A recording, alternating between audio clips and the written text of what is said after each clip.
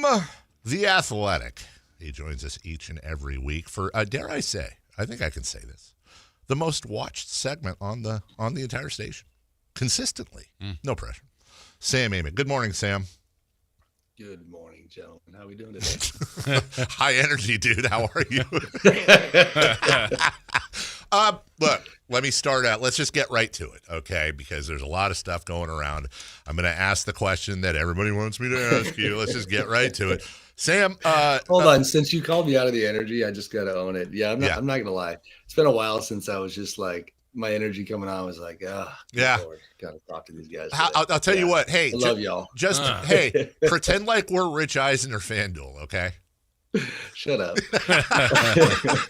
No, I love you guys. I just sometimes get exhausted by the market. I get it. It's fine. It's family. It's the same thing. Like, you know, if I'm having new friends over for dinner, I'm going to probably wear some slacks and a nice shirt and all that because slacks. I don't know, something nice. And then if I've got good friends or family coming over, maybe I'm wearing sweatpants because I'm comfortable.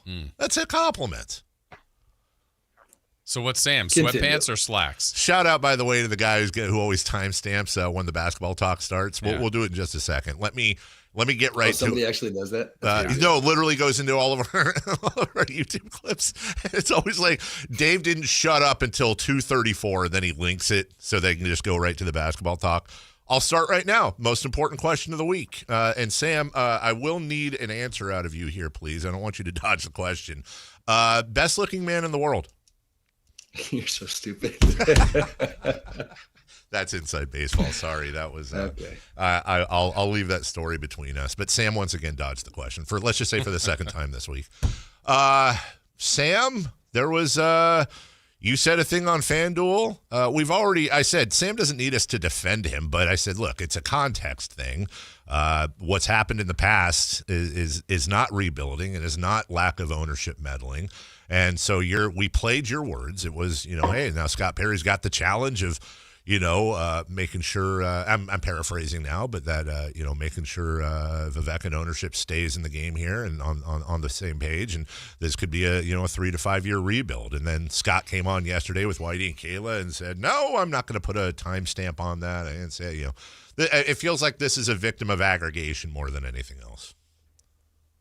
I agree. That was a good talk. Appreciate you. That's kind of the headline. Moving on. Yeah. I mean, listen, I did go back. I told you yesterday on the phone that I hadn't even listened to the clip myself. So I did at least do the bare minimum here in terms of my homework. Yes, I understand why people took what I said to make it sound as if Vivek was currently right now pushing back on this plan and that Scott was having to, keep him at bay. It was said in a more kind of, general holistic sense, because like you alluded to that with various front offices has been the history. And I do, personal opinion wise, think that there has certainly been some messaging going on where, where the front office was trying to set reasonable and accurate expectations, even like among the fan base and ownership, about what they believed was the best plan of attack here. And to be honest, Dave, that goes back to, not to get in your business too much, but like that goes back to you, kind of declaring that the rebuild was on however long ago. Breaking to news. My interview with Scott, where he, kind of unsolicited discussed the fact that he has autonomy. So all of those things and even more were why, I phrased it the way I did. Now, admittedly, it's live TV. You don't always exactly hit the mark with, every single word you're trying to say. For the love of God, you know that, Dave. Yeah. Wait, what? Jason doesn't. Jason doesn't. I wasn't ready for that. Jason's batting 1,000, but not this guy. No.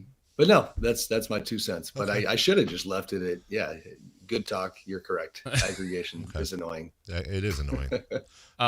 Sam, on the part of just the concept of what was being mentioned, obviously the patience part and the time, and no one can put the true timeline on it. But I'll ask it this way. for a team that has a good amount of veterans, and we're talking about Schroeder and Monk and Westbrook and LaVine and DeRozan and Sabonis. When that word is out for that group, and some of them may not be long for Sacramento, we don't know that. But how do you think that lands in the camps of the pretty large amount of veterans that this team has? Jay, just to make sure I'm hearing you correctly, you mean just the concept of everything being on the table and these guys possibly being headed out the door, or the fact that it might take a while? More the take a while, because again, no one can put a time on it. If they get everything right and it works in a year, great. If it takes 5, then it takes 5. But for a group that has more veterans on it probably than young guys, how do you think that hits the group that is currently here right now and until they're not? I don't know, but I mean, I think they know the realities of the NBA. They know, individually how much money they make and how problematic that can make possible trades. I mean, that's the issue here. You got the main 3 guys in particular are making a ton of cash. Now, DeMar to a lesser degree, but it's still a lot of money. And so what's interesting about this situation, and, maybe Giannis is the one to blame because he's setting the new standard of like, nobody just asks for a damn trade anymore. You know what I mean? Like there's nobody on the Kings, to my knowledge, who's actually formally asked for a trade. Now there's certainly, like discussions about, of course, certain guys are certain ages and they would rather be in competitive environments. But I think there's an understanding that it might take a while. Now, if you're DeMar, I'll start backwards with that 3.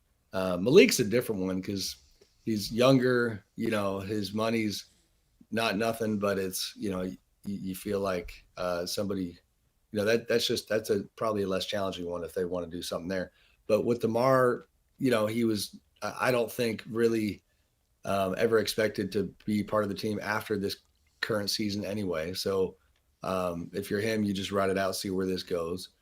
Zach has a choice to make this summer. If he's really ready to go, then he can opt out, and he can test his market because he has a player option for next year. And then Domas, my understanding is that he's being patient as well. He's frustrated and obviously hurt right now. But yeah, I think they know the deal and they got to wait and see where it goes.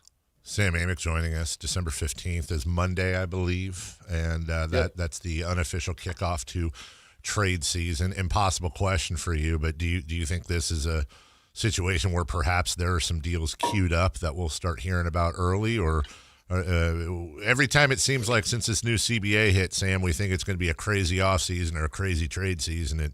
It underwhelms. What's your temperature take on this trade season? I don't know if I agree with that. I mean, if anything, free agency has started to underwhelm and the trade market. You're right. I misspoke. You're right about that. It is more free agency. I mean, the trade season has become, the real one, but it's not. And I wish I had this data too, because I've gotten the question you asked a couple of times, and like, it's not. It doesn't anecdotally feel like we typically hit December 15th and a bunch of stuff pops. It's really like right now within the past 10 days or so, all 30 teams are having, at least like very like structured informal conversations where they all share with each other to whatever degree they feel like being honest, how do they see their roster? What are they trying to accomplish? And that's why you start seeing certain stories about who are the buyers, who are the sellers. So you start to learn about who's trying to do what. And then December 15th, is for sure going to be an uptick in conversations. Doesn't mean a deal might not pop, but I don't personally remember that many times when it was just, off to the races. I think it's more just you're going to hear about more specific talks happening because of so many more contracts being available to be moved. I actually, just real quick, I have last year on December 15th, the Pacers got Thomas Bryant from the Heat. The Warriors got Dennis Schroeder from the Nets. Dennis Schroeder for DeAnthony Melton, Reese Beekman, 26, 28, and 29 second-round pick. The Lakers traded D'Angelo Russell for Dorian Finney-Smith and Shake Milton on December 29th. So there were 2 trades on December 15th, one on the 29th. Nick Richards from the Hornets to the Suns January 15th. the Suns got 3 first-rounders from the Jazz in exchange for a 2031 unprotected first. I remember that trade. Wait, when was the Fox and the Luka? Everything else it has in here was February. Suns acquire Fox from the Kings February 2nd. So everything other than those trades, Spurs, you mean? I'm sorry, Spurs, thank you. Everything else there were 2 in January, 2 on December 15th, 1 on December 29th. Everything else was February 1st on where things really heated up, including, let's see, and then I'll shut up here. My goodness gracious, Sam. 1, 2, 3, 4, 5, 6, 7, 8, 9, 10, 11, 12, 13, 14, 15 trades on February 6th, 2 on the 5th, 1 on the 4th, 1 on the 3rd. So, yeah, that's how it happened last year. I'm just going to keep making fun of you today. That felt like a Sesame Street segment. One trade in December. Sam, as far as the overall market, not just Kings, but I mean, you mentioned, Giannis kind of earlier. I don't know. There's just been rumors with Zion, with John Morant, with Anthony Davis. Are there going to be more sellers than buyers potentially here? Does that hurt the Kings market, help the Kings market? What's kind of your read on that?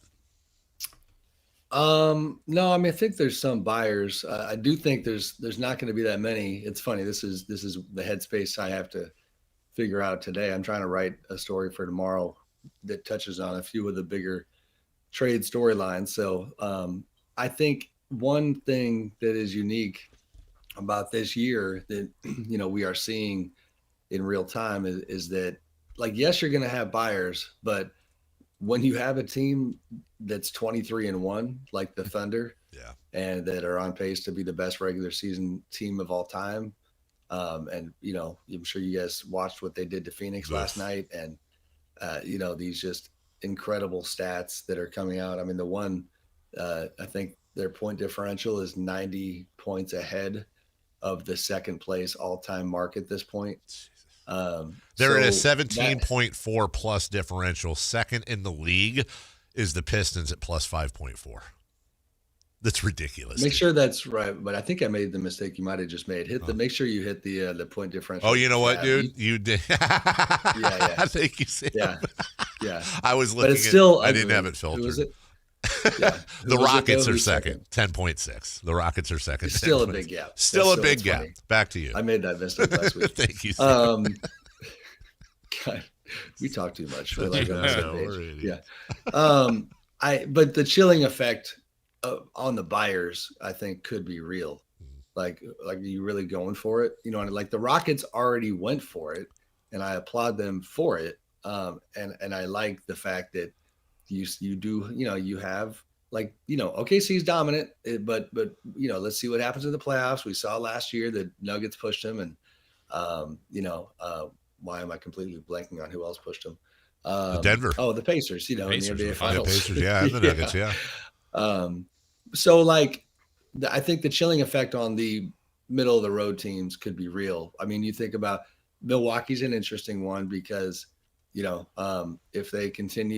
if Giannis continues to not just really all the way demand a trade, then John Horst is about as, for lack of a better way of putting it, like ballsy a GM as you're going to find, or crazy, depending on your perspective. So, does he go shopping? They've been tied to Zach LaVine, and been reported that, and I've had it confirmed that they have done some research on Zach somewhat recently. It doesn't mean something's going to happen, but they're looking at options. They have no wings. Chicago, I think, could be buying, Toronto could be buying, the AD stuff, I guess, to make the rounds a little bit, Jay, like, and I might write about that a bit. It's interesting because, like, the Mavs right out the gate when they fired Nico Harrison, we had a story with Mark Cuban quoted on the record saying, we're not trading Anthony Davis. We're going to be competitive. And that matters again, because Mark is part of their process. But the intel from, some of their other people was that they were definitely going to listen to trades. And so we'll see what happens there. So some buyers, but the Kings are a good example, like, I guess, to go full circle and take it back to the patience, and whether it's 2, 3, 4, 5 years, whatever, like, they're a great example of a team that is, I think, rightly looking at it and going, why are we going to compromise the future at all? Yeah. When, the writing is on the wall right now in terms of if you're actually, here's the key question. Are you actually trying to win a championship? And I think honestly, to Scott's credit, like that's what he's trying to talk about within his group is, no more trying to get to the 8th seed and light the beam. And I'm not trying to demean what happened a couple of years ago, but like he's actually trying to win a championship. And if you're doing that, then you're damn sure not, attaching a first round pick to Zach LaVine to get him off your books or something like that. Well, as Sam Amick joins us, you're 100% right. When you look at, with some exceptions, but when you look at the Celtics or the Heat, you look at, weirdly enough, the Sixers over the last few years, obviously the Thunder, the Rockets, the Nuggets, your top-level teams. There's so much recycling in there, but you in and out of the playoffs, but you still have over the last 20 years, you have teams that, whereas the Kings have missed the playoffs 17 to 18 years or 19 years, you have teams that have made the playoffs 17 out of 19. Are the Spurs and the Thunder really doing a job at stabbing the reputation in the NBA that big markets have a massive advantage? Can teams look at those two and go, okay, we need to learn off of that, because not only are they incredibly successful right now, not only have they had a little bit of luck, they're also two of the bottom 4 small markets in the league. Deep apologies, Dave. Give me that again, because I got texted a work thing, and I got most of your questions. I asked you, who's the most handsome man in the world? Jason Ross. Hey! Are the Thunder and Spurs turning on its ear the long-held belief that, hey, being a big market really, really helps? Oh, sure, yeah. Are people going to look at – it's a copycat league, so are people – obviously, hey – trade Paul George for Shea and draft Victor Wembanyama, but there's a lot of other stuff that happened there too. Is this already spreading throughout the league, the Presti method, if you will? Well, somewhat. I think there's a couple takeaways. For one, the irony right now is that, Giannis is the biggest story, right? And he kind of carries with him some of the themes that run counter to the point you are making, which is, does Giannis want to go to New York? Does he want bigger and better? Does he want to go to LA? And that's like the age-old discussion about star players and the competitive advantage that the legacy franchises have, the big city franchises.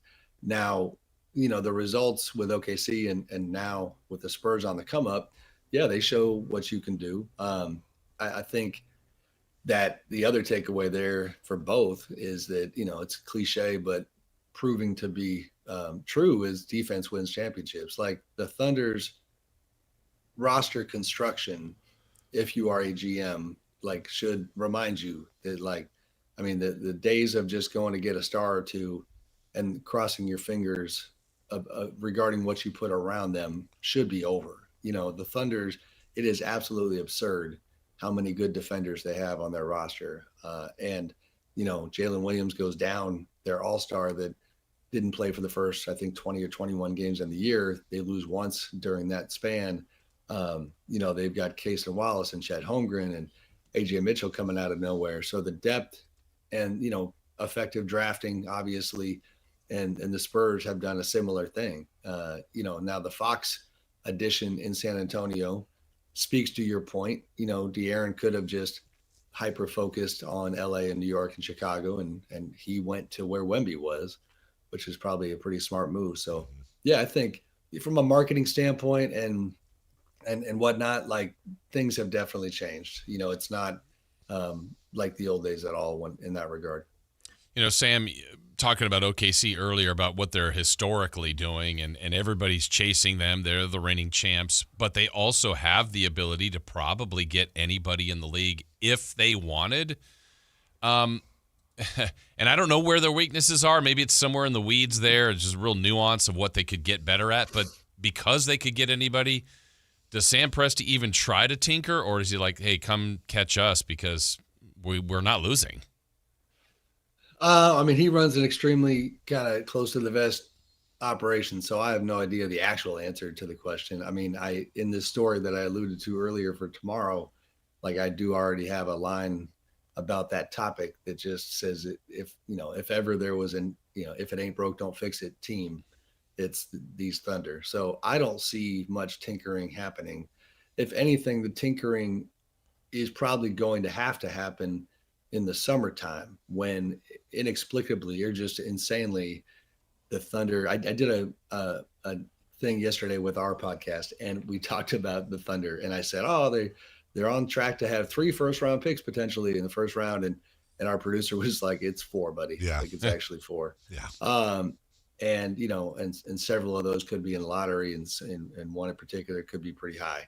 So that is amazing. And it's depressing for all their competition, but they're not about to draft 4 guys in the first round. So the tinkering is going to be, what do you do with those picks? What do they get you? But they just, they're extending their own runway.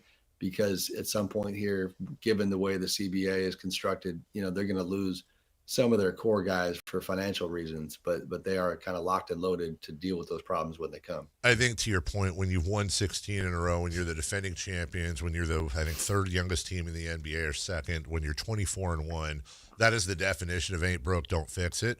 But if you are Sam Presti, and if we follow the Presti, like you said, close to the vest, but we can look at the smoke signals, you're saying, I assume, right? It's a lot more likely that they go, okay, we still have in Topich, and I forget who the other one is, 2 first-rounders that are effectively redshirting this year on top of trying to break into the rotation. Doesn't it seem more Presti-esque to take all this draft capital coming up this year and kick the can down to the road, maybe to teams like the Kings, for example, who want to jump start and say, okay, we'll give you these 4 first-round picks this year for an unprotected in 2033, something like that. Right.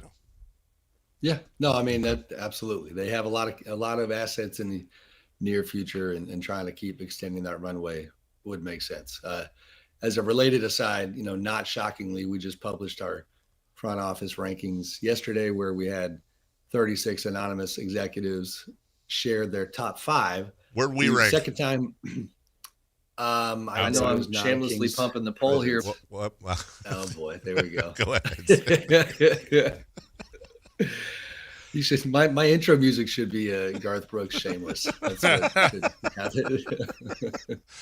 Yeah, OKC was number 1 in that. It's the second time we've done the poll. Yeah. And second time that they've won. The gap, I think last year they beat Boston by like 100 points. I think they had around 300 to 200. And then this year it was like double that. I don't have it in front of me. I think there were only 2 that didn't vote him first. If I remember, I read it. I think there was 2 people maybe that didn't have him in first place. I feel like it was one. One maybe? Okay, gotcha. Who else lived in that list? Story on its own. We should expose the one person. For real. Sam, who else was that list? I mean, obviously OKC is the headliner. We get it. But who else was up there? Boston. I'm going to pull it up, Jason. San Antonio, I think, was up there. Miami as well. Yeah. And we added a question this year, which was like, who's the pick an up and coming front office, that's just on the rise. So here's the list. We go, and I mentioned at the topper, by the way, and this is just, and the Kings are part of this, is on the one hand, I was a little reluctant to do this as an annual thing because it felt weird, like how much was going to change about the way people see front offices. But then you look at it, and in the time from last December to this December, since we published the first rankings, 7 teams parted ways with their top front office executive. Wow. Which just shows you how volatile they can be. OKC number 1. I was off, Dave. So 31 out of 36 first place votes. I was off too. Boston, number 2. Houston was 3rd. Big time jump from a year ago. And then Miami, Indiana, Cleveland, Minnesota, New York, Spurs, Warriors were 10th.